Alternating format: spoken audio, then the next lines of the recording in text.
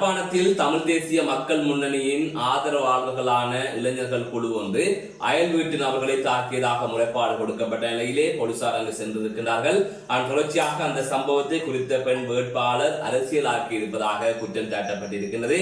இது தொடர்பாக விரிவாக பார்க்க இருக்கின்றோம். மற்றொரு செய்தியாக கணவன் வெளிநாட்டில் இருக்கின்ற நிலையில் இளம் குடும்ப பெண் யாழ்ப்பாணத்தில் கடற்கரையில் சடலமாக மீட்கப்பட்ட சம்பவம் தொடர்பாகவும் செய்திகள் வெளியாகி இருக்கிறது.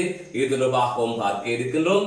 மற்றொரு செய்தியாக பிரசாரத்துக்காக வீடு வீடாக வேட்பாளர் ஒருவர் சென்ற நிலையிலே சிறுமியை துஷ்பிரயோகத்திற்கு உள்ளாக்கியதாக ஏற்கனவே செய்திகள் வெளியாக இருந்தது.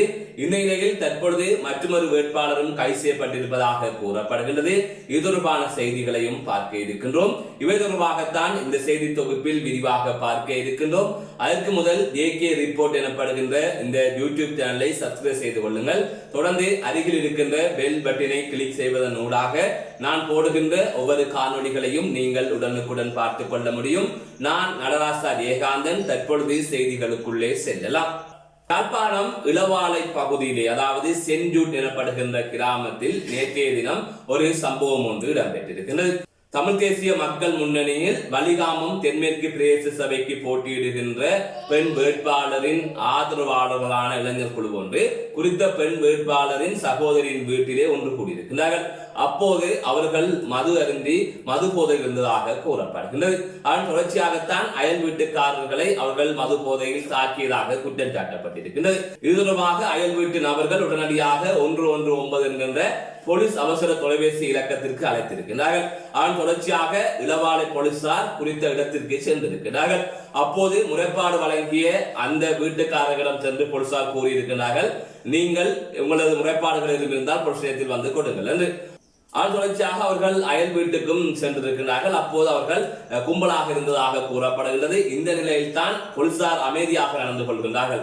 இளவாலை போலீசார் 4 பேர் சிவில் உடையில் தான் அங்கு சென்றது. அப்போது போலீசார் அமைதியாக நடந்து கொள்கின்றார்கள். இந்த நிலையில் தான் குறித்த வேட்பாளரின் ஆதரவாளர்கள் போலீசார் அராஜகம் செய்தது போல அதை சித்தரித்து இருக்கின்றார்கள் என்று கூறப்படுகின்றது.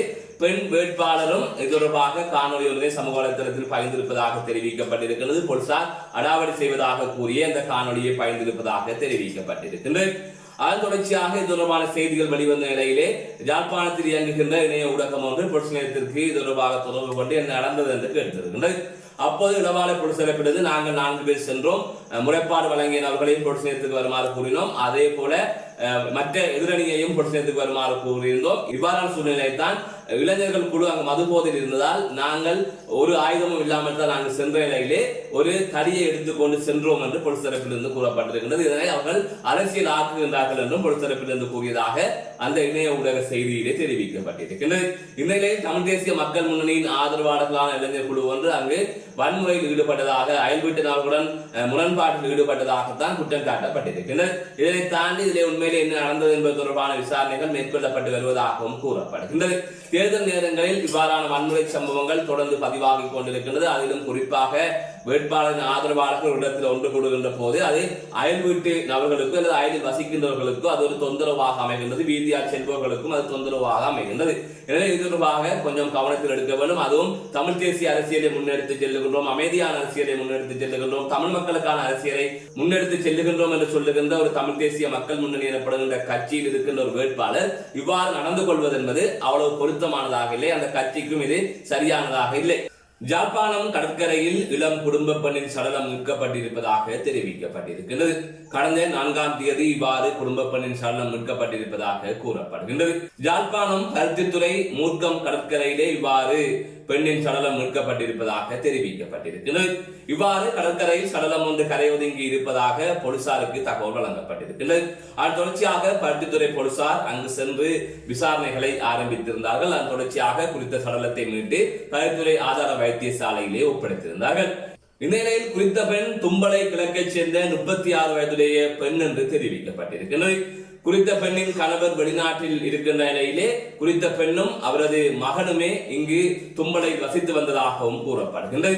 இப்படியான சூழ்நிலை தான் அந்த பெண் சடலமாக மீட்கப்பட்டிருக்கின்றார். இவ்வாறு அவர் சடலமாக மீட்கப்பட்டதன் பின்னணியில் என்ன நடந்தது என்பது தொடர்பான எந்தவித தகவல்களும் வெளியாகவில்லை. இது தொடர்பாக போலீசார் மேலதிக விசாரணைகளை மேற்கொண்டு வருவதாக தெரிவிக்கப்பட்டிருக்கிறது. கணவர் வெளிநாட்டில் இருக்கின்ற நிலையில் பெண் இவ்வாறு கடற்கரையிலே சடலமாக மீட்கப்பட்ட சம்பவம் அப்பகுதியிலே பெரும் பரபரப்பை ஏற்படுத்தி இருக்கின்றது. மற்றொரு செய்தியாக சிறுமியை துஷ்பிரயோகத்திற்கு உள்ளாக்கிய குற்றச்சாட்டில் 2 வேட்பாளர்கள் கைது செய்யப்பட்டிருப்பதாக தெரிவிக்கப்பட்டிருக்கின்றது. இது தொடர்பான செய்திகள் வெளியாகி இருக்கின்றது. அந்த வகையில் லக்கல பிரதேச சபைக்கு போட்டியிடுகின்ற வேட்பாளர் ஒருவர் வீடு வீடாக சென்று தேர்தல் பிரச்சாரத்திலே ஈடுபட்டிருக்கின்றார். அப்போது வீடொன்றுக்குள் அத்துமீறி 14 வயதுடைய சிறுமியை துஷ்பிரயோகத்திற்கு உள்ளாக்கியதாக தெரிவிக்கப்பட்டது. அதன் தொடர்ச்சியாக போலீஸ் முறைப்பாடு கொடுக்கப்பட்ட நிலையில் குறித்த வேட்பாளர் கைது செய்யப்பட்டதாக செய்திகள் வெளியாகின்றது. கடந்த 3ஆம் தேதி அவர் இவ்வாறு கைது செய்யப்பட்டதாக செய்திகளிலே குறிப்பிடப்பட்டிருந்தது. இந்த நிலையில் மற்றொரு வேட்பாளர் கைது செய்யப்பட்டிருப்பதாக செய்திகள் வெளியாகி இருக்கிறது. பசறை பிரதேச சபைக்கு போட்டியிடுகின்ற வேட்பாளர் ஒருவரை இவ்வாறு கைது செய்யப்பட்டிருப்பதாக கூறப்படுகின்றது. அதாவது ஏற்கனவே ஒரு வேட்பாளர் கைது செய்யப்பட்ட நிலையில் தற்பொழுது 2ஆவதாக மேலும் ஒரு வேட்பாளர் சிறுமியை துஷ்பிரயோகத்திற்கு உள்ளாக்கிய குற்றச்சாட்டு தொடர்பாக கைது செய்யப்பட்டிருப்பதாக கூறப்படுகின்றது. போலீஸ் முறைப்பாட்டுக்கு அமைய இந்த நடவடிக்கைகள் மேற்கொள்ளப்பட்டிருப்பதாக தெரிவிக்கப்பட்டிருக்கிறது. இந்த சம்பவம் அப்பகுதியிலே பெரும் அதிர்வலைகளை ஏற்படுத்தி இருக்கிறது. மீண்டும் ஒரு காணொலி சந்திக்கின்றேன். நான் நடராசா ஜெயகாந்தன்.